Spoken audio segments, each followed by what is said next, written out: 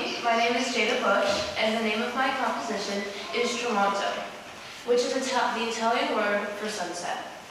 I named my piece this because while composing, I tried to capture the essence and emotion of watching a sunset in Italy. The overarching theme of this piece is the exciting and sobering effect that watching a sunset has on the eye. The first section starts off slower, but with a rich, grand sound, leading into the flowing melody. The third section starts having a similar sound as the first section, comparable to the middle of a sunset. After this, the flowing melody is revisited, showing the excitement that the viewer might have coming up to the most beautiful part of the sunset.